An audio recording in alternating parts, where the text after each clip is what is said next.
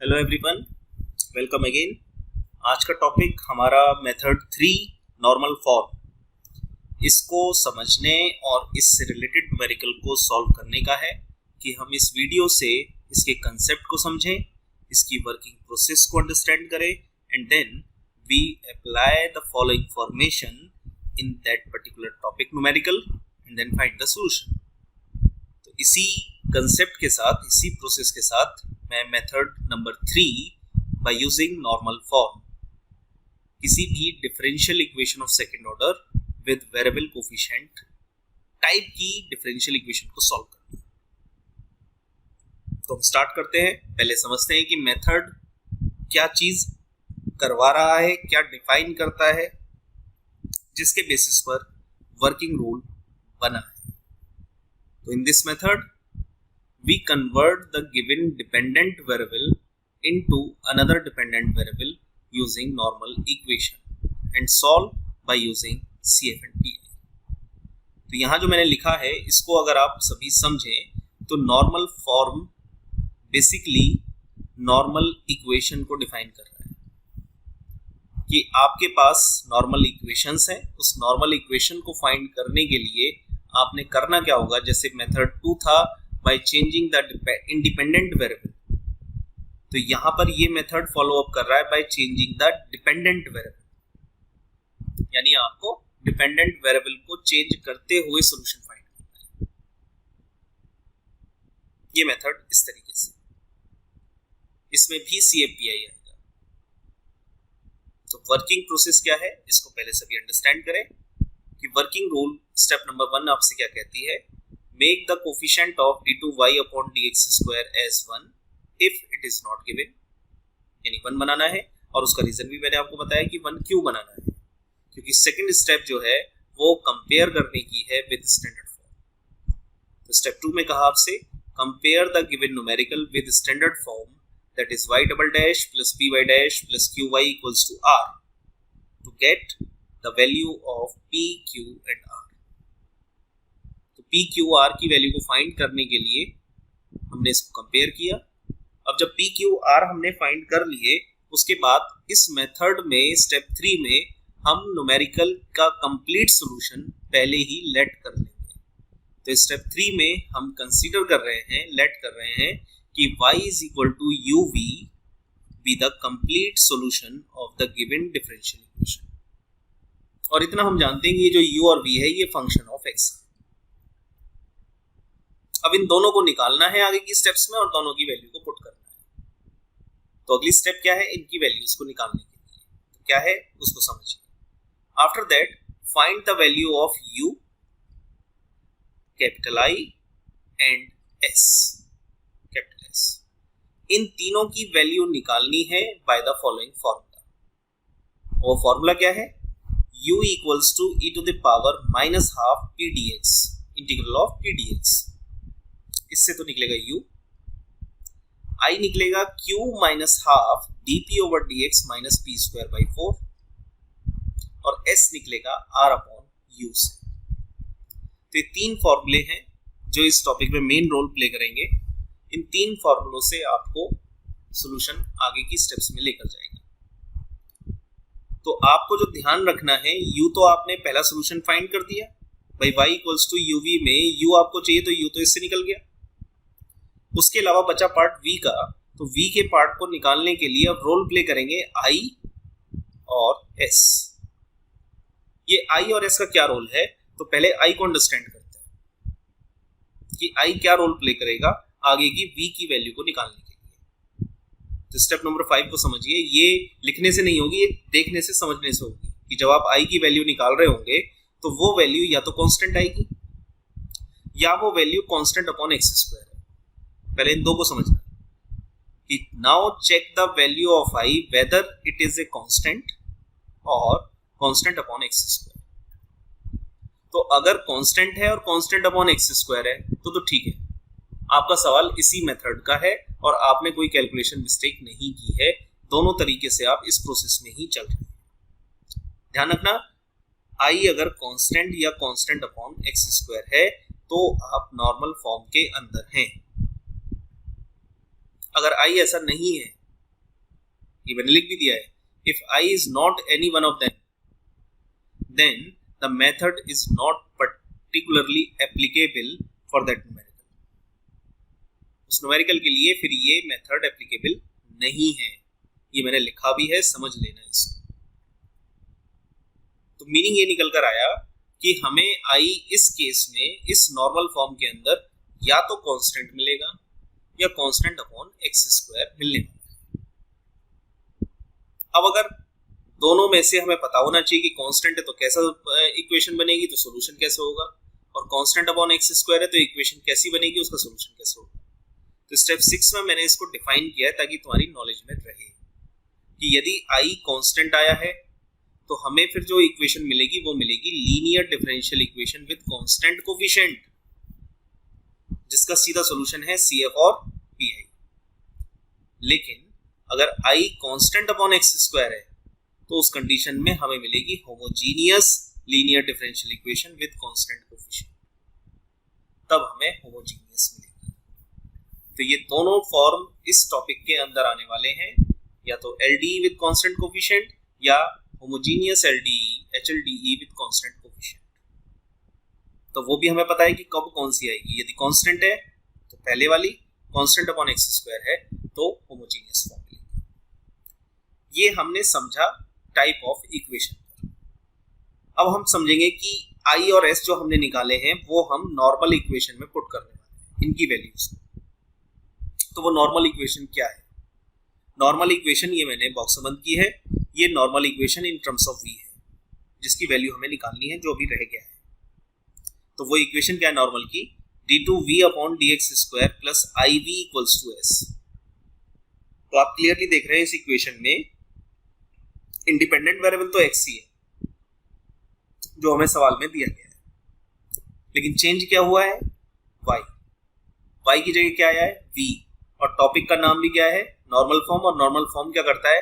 Dependent variable जो भी दिया गया है उसको चेंज कीजिए किसी अनदर डिपेंडेंट वेरिएबल में, और उससे सॉल्यूशन फाइंड करके तब कंप्लीट सॉल्यूशन निकालिए. तो यहां ये इस मेथड के नाम को डिस्प्ले करता है. तो ये नॉर्मल इक्वेशन है, सभी को याद होनी चाहिए. इसमें I और S की वैल्यू को रखना है. I और S की वैल्यू रखने के बाद आप देख लें कि यदि कांस्टेंट है I तो CFPI डायरेक्ट है, कांस्टेंट अपॉन एक्स स्क्वायर है तो ये होमोजीनियस से सॉल्व होगी. और होमोजीनियस का वर्किंग रूल आपको पहले से पता होना चाहिए. ये लिखा भी चुका हूं मैं कि अगर होमोजीनियस है तो फिर आपके पास पहले दो स्टेप, एक LHS में लगाएंगे, एक RHS में लगाएंगे, उसके बाद वो कन्वर्ट होगी. तो इसको सॉल्व करना है नॉर्मल इक्वेशन को अकॉर्डिंग टू स्टेप 6. सॉल्व कीजिए, जो भी निकल कर आती है, और लास्ट में u और v की वैल्यू को स्टेप 3 में पुट करके, जो कि है y बराबर uv, आप कंप्लीट सॉल्यूशन फाइंड कर लेंगे. तो ये वर्किंग रूल है आपकी नॉर्मल फॉर्म, जिसमें आप डिपेंडेंट वेरिएबल को चेंज करके नॉर्मल इक्वेशन से सॉल्यूशन फाइंड करते हैं. तो टोटल 4 सवाल मैंने लिखे हैं, 2 ब्लैक पेन से, 2 रेड पेन से.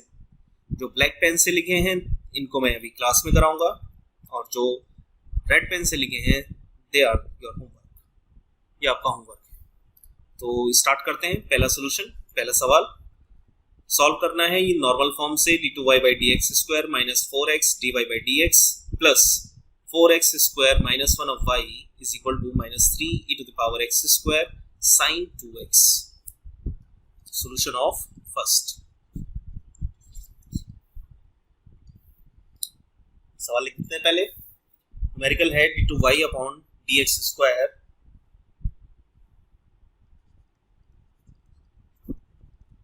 Minus 4x dy upon dx plus 4x square minus 1 of y is equal to minus 3 e to the power x square sine 2x. क्योंकि इसका कोफिशिएंट 1 है तो इक्वेशन 1 मान लिया आपने इसको. Compare equation 1 with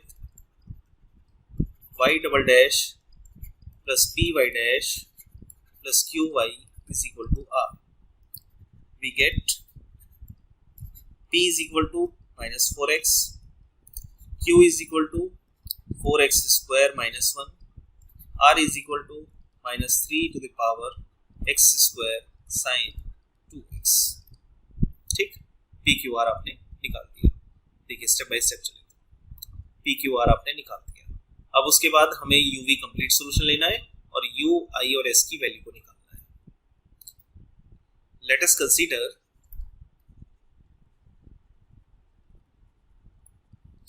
y is equal to uv be the complete solution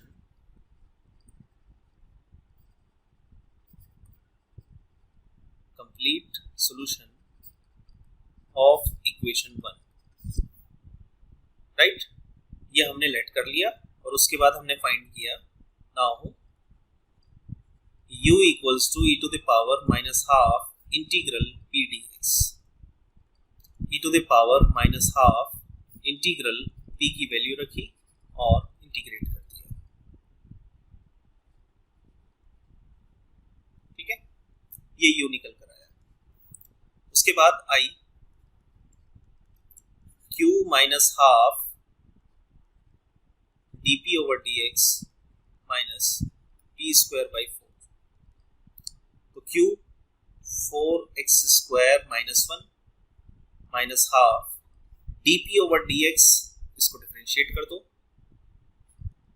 minus 4 minus p square by 4 यानी 16x square by 4। कितना बचा इसको देखते हैं, 4x square minus 1 plus 2 minus 4x square, इससे ये कैंसिल हुआ और ये बचा प्लस का 1। तो i की वैल्यू देखेंगे कैसी आई है, 1, और 1 का मतलब क्या आया, कांस्टेंट। और कांस्टेंट का मतलब क्या है, दो तरह की टाइप मिलनी थी, या तो कांस्टेंट या कांस्टेंट अपॉन एक्स स्क्वायर। तो एक कांस्टेंट मिली है, तो इससे जो नॉर्मल इक्वेशन बनेगी उसको सॉल्व करना है CF और PI डायरेक्ट। उसके बाद आपने निकाला S, जो कि होता है R अपॉन U। R है -3 e to the power x square sine 2x upon U है e to the power x square, इससे कैंसिल हो गया, ये बचा माइनस का 3 साइन 2x। ठीक, तो I भी निकल गया है, S भी निकल गया है। तो I मैंने लिख दिया कांस्टेंट है, तो हमने लिखा द नॉर्मल इक्वेशन आर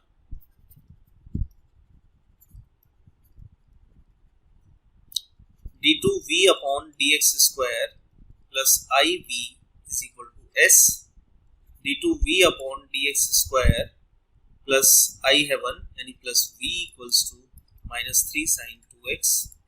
इसको इक्वेशन दे दीजिए पहले, d square plus 1 of v is equal to minus 3 sine 2x, equation number 3।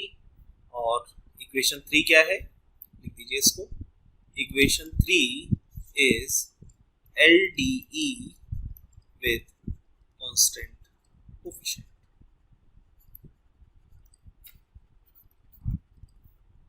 तो आपने CF डायरेक्ट लगाया, for CF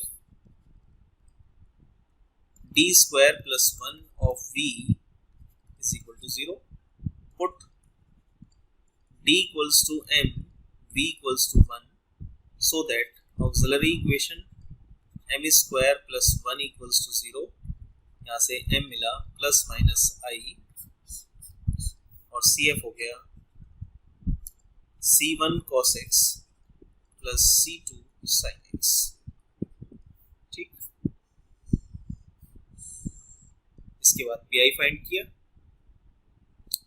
PI equals to 1 upon d square plus 1 minus 3 बाहर किया, साइन 2x यहाँ लिखा हुआ है कि ये है PI का केस 2, a बराबर है 2, पुट किया d स्क्वायर की जगह -4,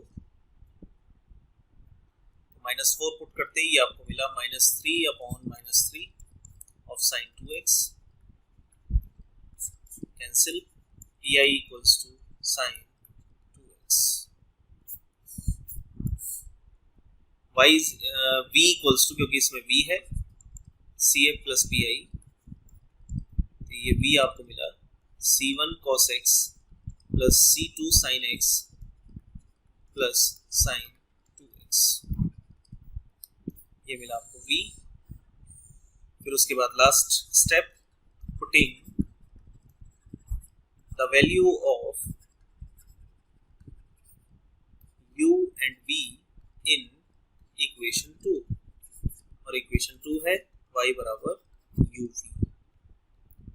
तो u आपने कितना निकाला है, e to the power x square, और v अभी फाइंड किया है c1 cos x plus c2 sin x plus sin 2x। ये इसका कंप्लीट सॉल्यूशन हमने फाइंड कर दिया। ये था जी नॉर्मल फॉर्म। तो आप एक बार इसको रीराइट कर सकते हैं, मैं ऊपर से इसको लेकर चल रहा हूँ मैं, जिससे कि फिर मैं नेक्स्ट उस पर दूसरा न्यूमेरिकल कराऊंगा, सेकंड न्यूमेरिकल, जो इसका सेकंड टाइप ऑफ न्यूमेरिकल बचा हुआ है, उसको और पिक करना है मुझे। तो पहले आप जो देखें इसकी स्टेप्स को एक बार देख लें। पहली स्टेप में 1 बनाना है कोफिशिएंट, दूसरी स्टेप में कंपेयर करना है, तीसरी में सॉल्यूशन लेट करना है uv, फिर u, i और s तीन वैल्यूज को निकालना है। i निकालते समय ही चेक कर लें कि वो क्या वैल्यू है, कांस्टेंट है या कांस्टेंट अपॉन x स्क्वायर है। उसके अकॉर्डिंग आपको ये पता लग जाएगा कि नॉर्मल इक्वेशन जो बनेगी वो किस टाइप की बनेगी और उसका सॉल्यूशन डायरेक्टली कैसे आता है। v निकालते हैं, u और v की वैल्यू को पुट करते हैं। अब मैं बात करूंगा सॉल्यूशन ऑफ 2 की, जो दूसरा न्यूमेरिकल मैंने दिया है। सॉल्यूशन 2 के लिए पहले मैं सवाल लिख दूं। न्यूमेरिकल है d2y upon dx square plus 1 upon x to the power 1 upon 3 dy upon dx plus 1 upon 4x to the power 2 by 3 minus 1 upon 6x to the power 4 by 3 minus 6 upon x square of y is equal to 0। फिर मैं आपसे वही कहूंगा कि इसका 1 है coefficient, तो equation 1 मैंने मान ली। Compare equation 1 with y double dash plus py dash plus qy is equal to r।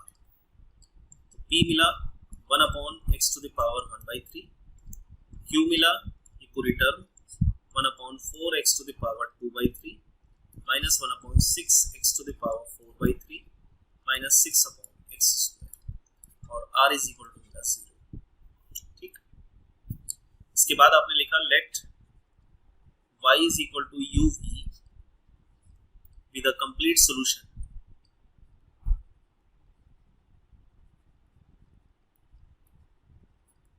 of equation 1, and then you find the value of u by the formula e to the power minus half integral p dx, जो कि मिला e to the power minus half integral x to the power minus 1 by 3 dx, right. और x to the power n का integral होता है x to the power n plus 1 upon n plus 1। तो इस integral को जब आपने apply किया e to the power minus half x to the power minus 1 by 3 plus 1 upon minus 1 by 3 plus 1, तो 2 बाई 3 आया। तो मीनिंग देयर बाय ये बना e to the power minus का 3 by 4 e to the power 3 by 4 x to the power 2 by 3 e to the power minus 3 by 4 x to the power 2 by 3, ये निकल कर आया u।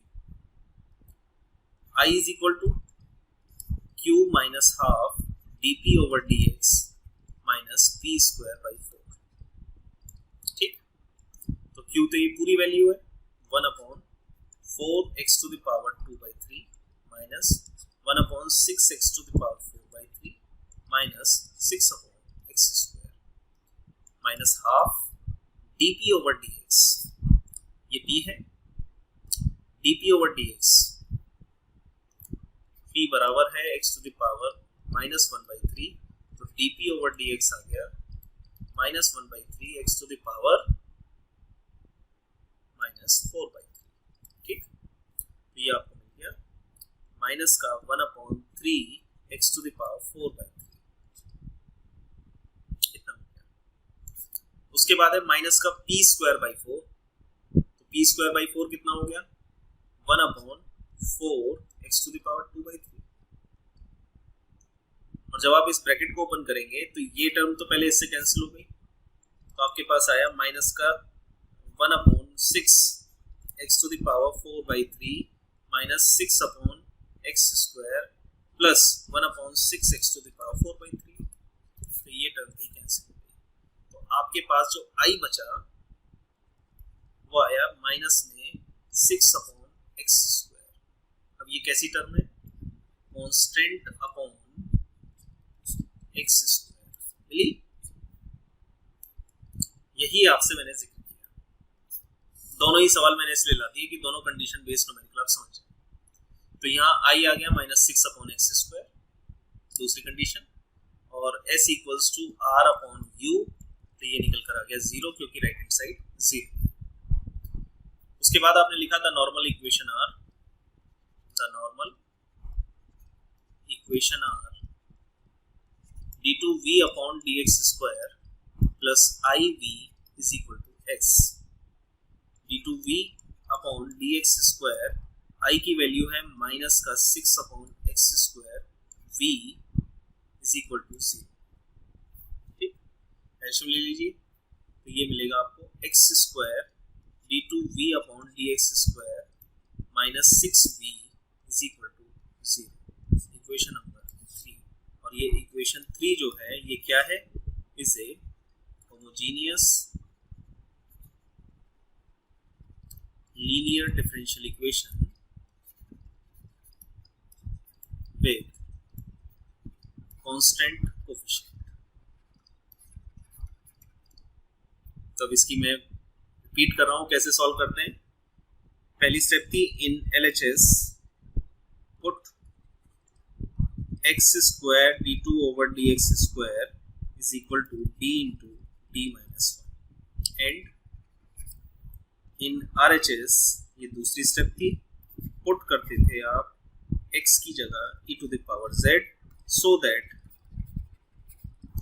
z equals to log x and d is equivalent to d/dz। देखिए एक चीज को समझ लें सभी कि होमोजीनियस टाइप है और राइट हैंड साइड 0 है, तो फिर भी आपको स्टेप 2 लिखनी ही लिखनी है, ये ध्यान रखिएगा। उससे फर्क क्या पड़ेगा, उससे फर्क ये पड़ेगा कि आपको z पता होगा और answer in terms of z निकल रहा होगा कि लास्ट में हमें पुट क्या करना है। तो ये जब दोनों स्टेप मैंने इसमें लगाई तो मेरे पास टर्म आई d into d minus 1 minus 6 of v is equal to 0, यानी d square minus d minus 6 of v is equal to 0। CF निकाला। For CF put d equals to m, v equals to 1, so that auxiliary equation ये मिली आपको m square minus m minus 6 equals to 0, m equals to 3 minus 2। अब mistake क्या होती है, अगर ये आप सेकंड स्टेप नहीं लिखेंगे और इस पॉइंट को नहीं समझेंगे तो आप इसको x में ही लिख देंगे CF, जो कि गलत हो गया, जबकि आना चाहिए z में। होमोजीनियस क्या करता है, पहले z में आंसर देता है, उसके बाद उसको x में कन्वर्ट करता है। तो CF आया आपका C1 e to the power 3z plus C2 e to the power minus 2z, ये निकला, राइट। PI चेक करें, PI 0 है, तो V निकल कर आया CF प्लस PI से C1 e to the power 3z plus C2 e to the power minus 2z। इसको आपने लिख लिया C1 e to the power z to the power 3 plus C2 e to the power z to the power minus 2। और आपको पता है कि put जो करना है आपको e to the power z की जगह x पुट करो या z बराबर log x करो। तो e to the power z put करना आसान है, तो इसलिए हमने इसको ऐसे लिखा था। तो v हमें मिला C1 x cube plus C2 upon x square. u आप ऊपर निकाल चुके हो, दिस वन, ये आपका u है, और y बराबर uv आपका कंप्लीट सॉल्यूशन है। Therefore from equation 2 from equation 2 y is equal to uv से y is equal to my e to the power minus 3/4 x to the power 2/3 into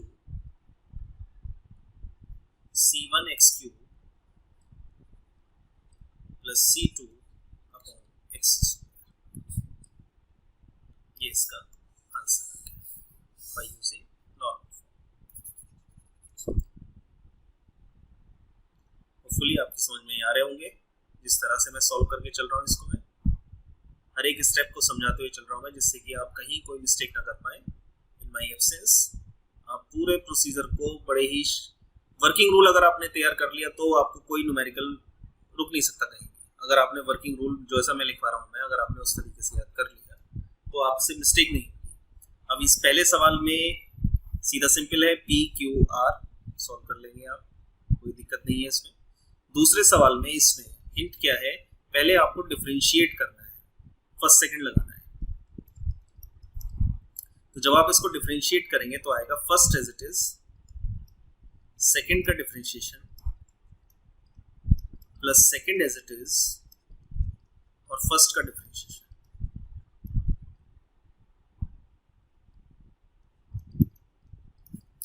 minus का 2 cos x into sin x plus y cos square x। तो जैसे ही आपने ये किया तो अब आपके पास ये कुछ ऐसी इक्वेशन बन गई, cos स्क्वायर x से डिवाइड कर दो।